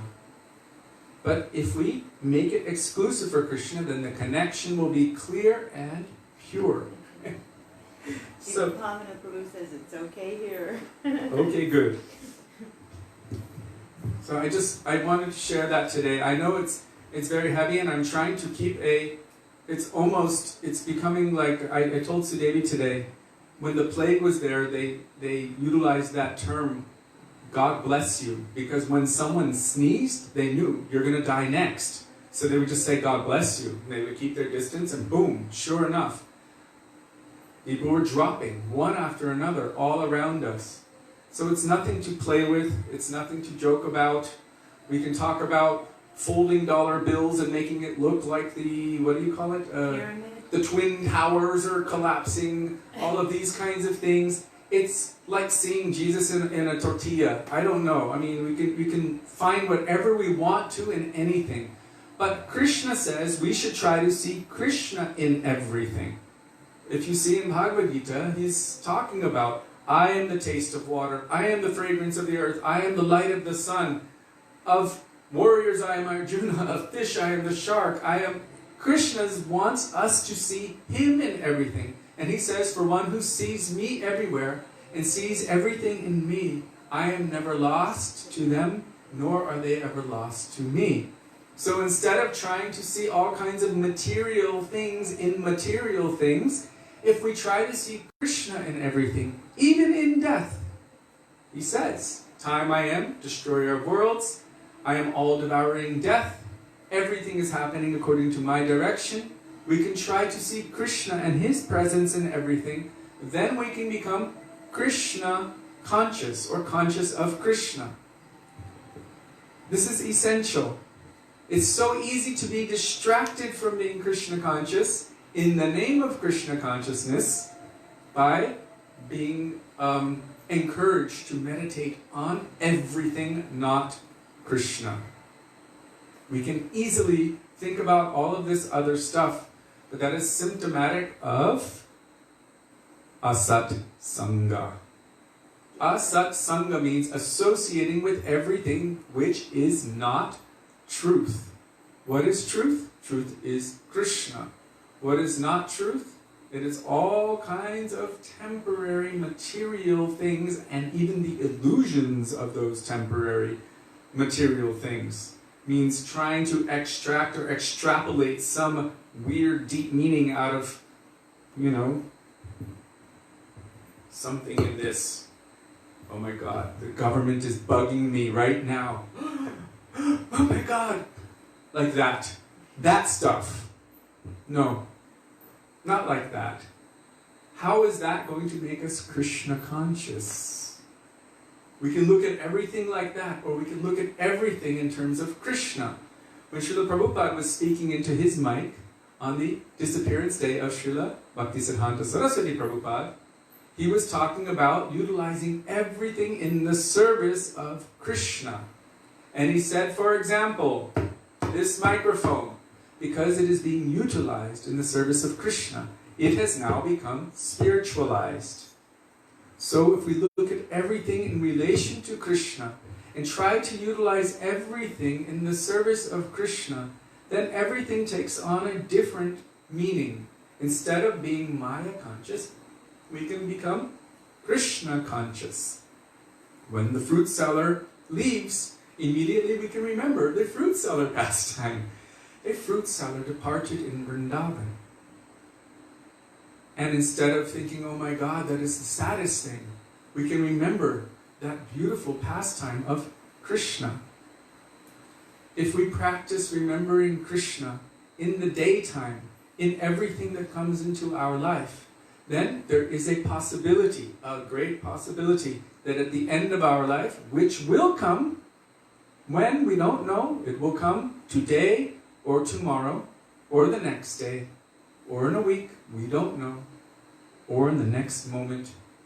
But at least we have hope if we practice exercising, remembering everything to do with Krishna, as we have heard from our Gurudev, from sadhus, from Shastra, then hopefully we will be able to remember Krishna at that time, that very essential time, when Krishna says, whatever state of consciousness one is in at the time of their departure from this world, that state they will attain without fail. Achyuta Krishna Prabhu is asking, how does one ensure that one is constantly tasting the nectar of devotional service and not deviating?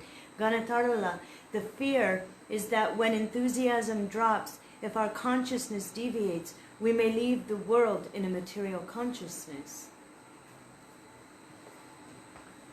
Srila Gurudev Maharaj, I'll tell this, I know I've told it before. There was a group of devotees who were on Harinam Sankirtan, actually out in the streets chanting. And someone came out of the crowd with a metal pole and hit one of the devotees in the head. And that devotee ended up in the hospital. He ended up passing away from the injuries. And the devotees went to Srila Gurudev Maharaj. And they asked him, where did he go? Where did he go? Did he go back to Godhead? I mean, we were on Harinam Sankirtan. Did he go back to Godhead? And Srila Gurudev Maharaj, he responded, Are Baba, death is a doorway. As you were in this life, you will continue.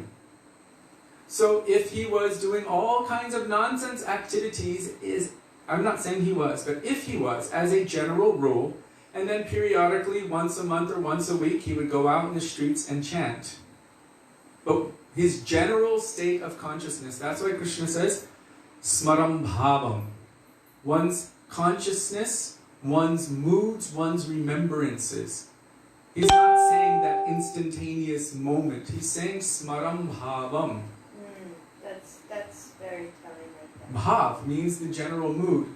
So Srila Gurudev Maharaj said, death is a doorway. He will continue where he left from. And this is essential for us, to not think that death is the qualification for Krishna praying. Death is not. Otherwise, like Mahaprabhu said, don't you think we would all immediately give up our lives if death was the cause? We'd just say Hare Krishna and film. But it doesn't work like that. It's not so cheap. Krishna praying is not cheap. It is the most valuable, treasured thing. But then again, Sri Guru is so merciful.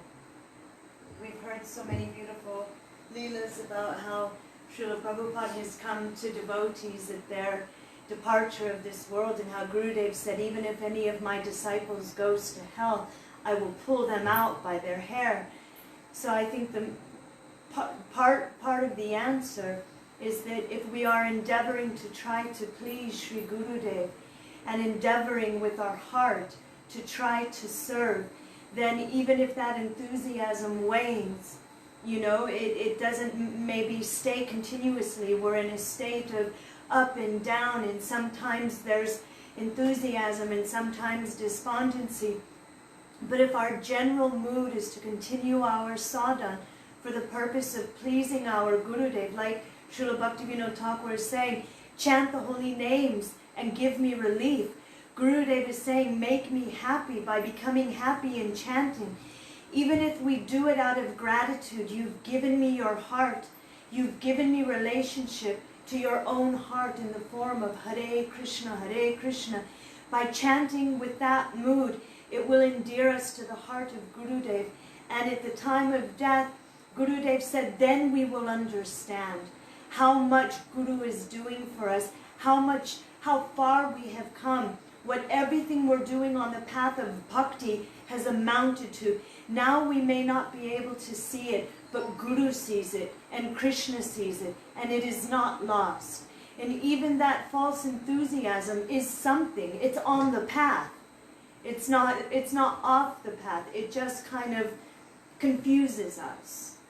But it doesn't mean that just because Guru goes to hell and brings us out by our hair, that he suddenly placed us in Krishna's Leela either. Of course. He needs to give us the qualification over time, and that means we need to also follow what Guru is doing. So Guru is merciful, Guru is kind, Guru is everything. The Vaisnavas, they're everything for us. But still, it doesn't mean that just because I died, suddenly they place me in Krishna's Leela. Well, like Ajamil. Yeah, Ajamil didn't go directly back. He was given another chance. And at that time, he did not maintain any attachments to anything of this material world, engaged himself solely in bhajan, sadhan bhajan, completely absorbing his mind in the service of the Lord. And then when his time was finished, then he went to the Lord. So as we are in our life, this is essential. It's not just, okay, well, I'm a devotee because I took initiation 40 years ago, and so I'm going to do nonsense for my whole life. And then at the last moment, I'm going to say, Krishna, and boom, it's like abracadabra, I've attained perfection. That's really, really cheap. That idea is cheap. It's not like that. What attracts Krishna?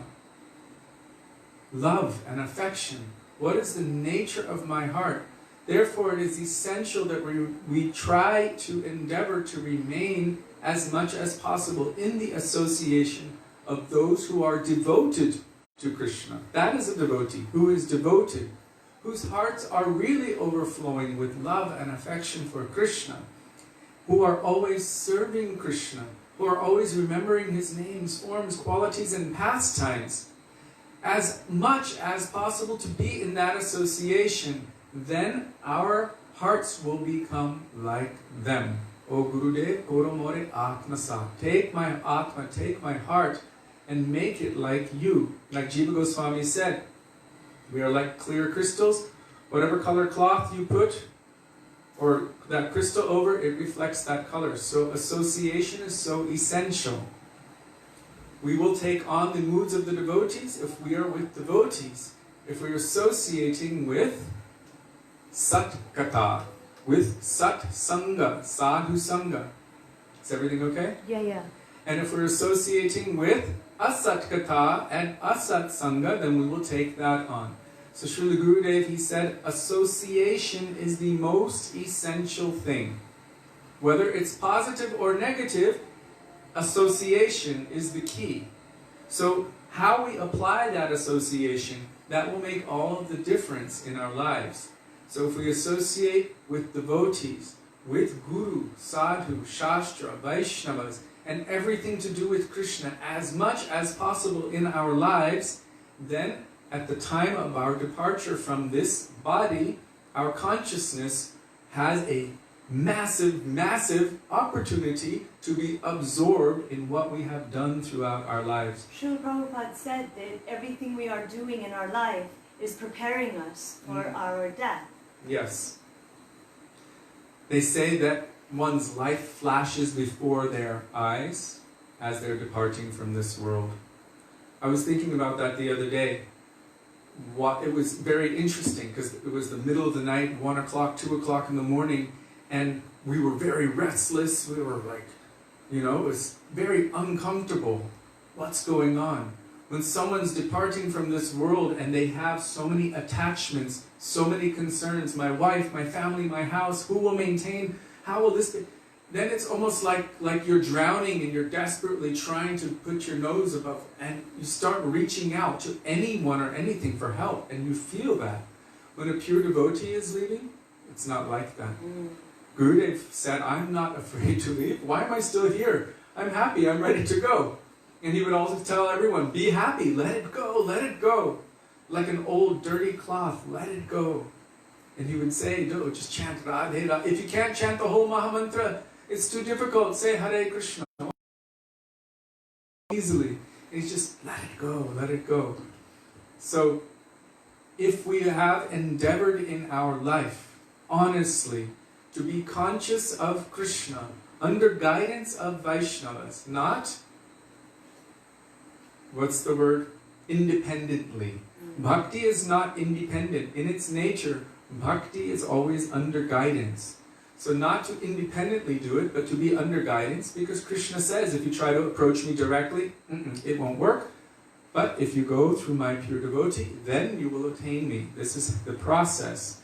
So without being independent, being dependent on Krishna's dear devotees, having loyalty to them, with that mood, endeavoring through one's life to be conscious of Krishna, then there's every opportunity that at the end of our life, we will also be conscious of Krishna.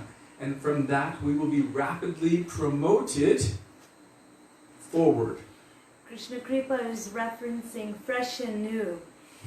And that's the Gurudev was saying that in our lives, as we're young, we're enjoying all the things of this world and having fun and taking and tasting and trying to enjoy everything. And then when our stomachs can no longer digest, when we don't have any teeth left, our hair is gray, we need a cane to walk.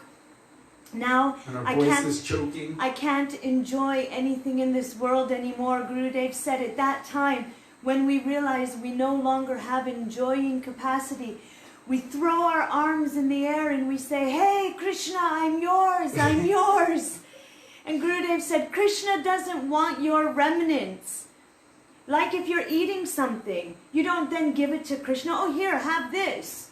You don't give it to Little grains Krishna. of rice at the end that are left on So your Gurudev plate. said he doesn't want your remnants. You've enjoyed this body, your mind, your intelligence. You've enjoyed it all of your life. And now at the very end, you surrender everything to me when you can no longer enjoy.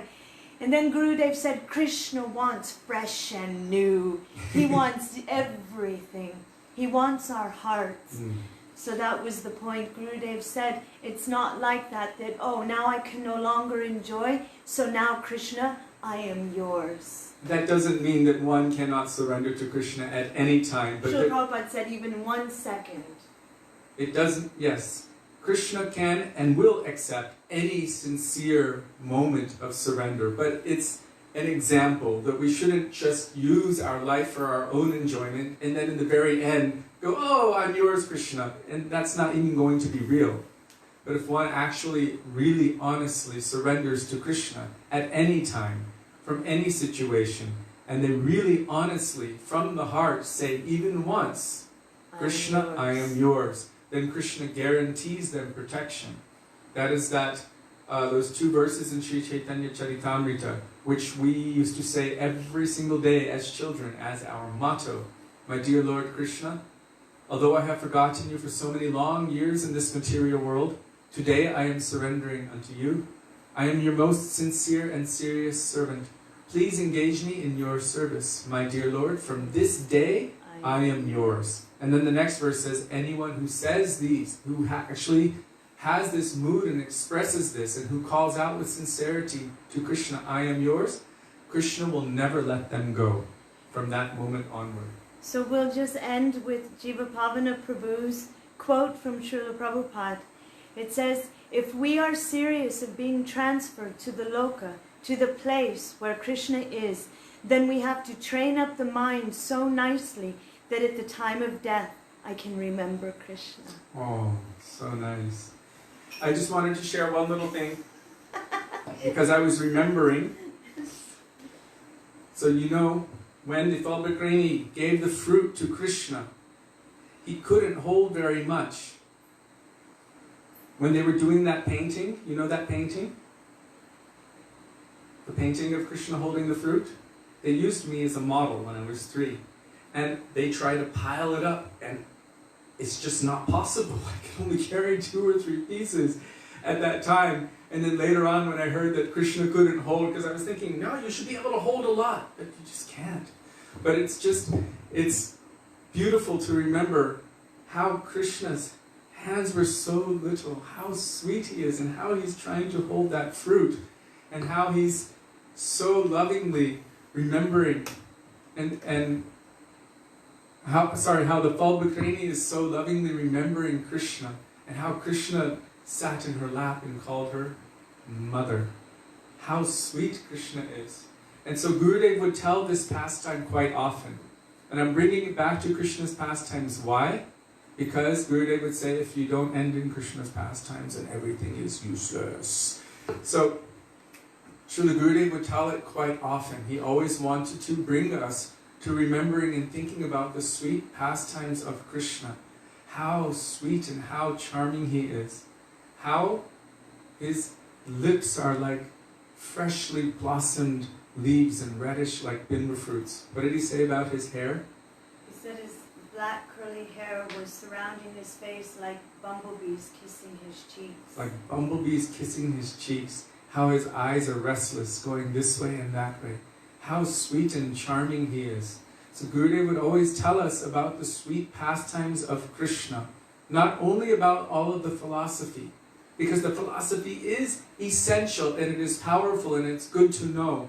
But he said, if I'm only telling you philosophy, then how will your heart melt for Krishna? So he always wanted to speak about Krishna, and you see that he did. Always. Even if he gave so many heavy, heavy subjects, speaking about Prahlad Charitra and Dhruva Maharaj Katha and Ajamil and the 24 Gurus in Bhagavatam and this and that and so many, then he would always bring us, now come with me to Vrindavan. There you should bathe 3 times in Jamuna, and now we will tell the beautiful, sweet pastimes of Krishna.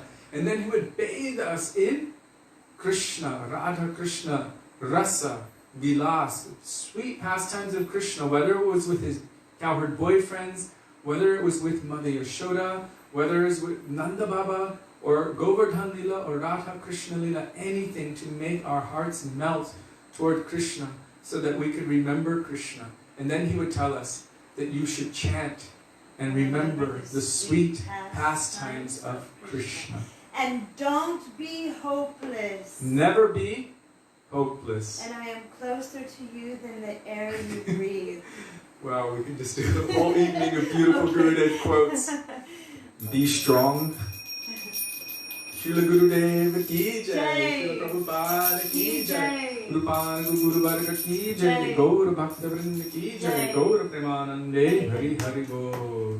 Dear devotees, I just want to thank you so much for helping us through these very difficult times. It's not easy to see so many dear ones around you leaving their bodies, especially so many at once.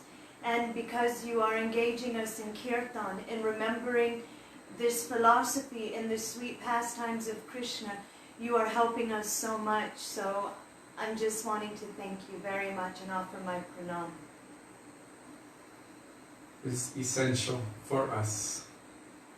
It's so wonderful that you are actually engaging us in this, that we have an opportunity to literally pull our minds away from the strife and the stress, the distress of the material world. It is distressing because we're still human beings and still conditioned souls in this world, and people that we had affection for, have affection for, and attachment to, and friendships with are just dropping one after another, and it's quite shocking to the heart. It's quite shocking. And the fact that you're giving us the opportunity to remember Srila Gurudev, his sweet Harikatha, our Guru Varga, and all of their sweet teachings and lessons, and all of their valuable information that they've given us to be able to balance our minds and hearts. The fact that you're also sharing and encouraging and enabling us to remember Krishna, it pulls us away from this madness of this material world. For just even a couple of hours a day, it's really saving us. So we are so indebted to all of you. Thank you. Dandavat pranam to all of you.